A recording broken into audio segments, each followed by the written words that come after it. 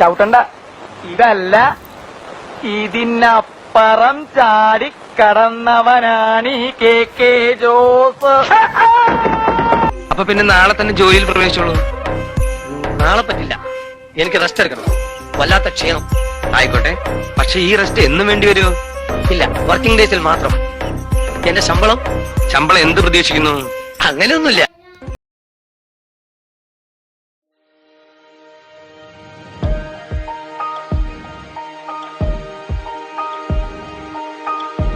പറഞ്ഞപ്പോ ഇത്ര വിജൃംഭിച്ചതായിരിക്കും ഒരിക്കലും വിചാരിച്ചില്ല. വിജൃംഭിച്ചത് അർത്ഥം എനിക്ക് അറിഞ്ഞൂടാ. നല്ല വെയിറ്റ് ഉള്ള വാക്കല്ലേ, കൊള്ളാം.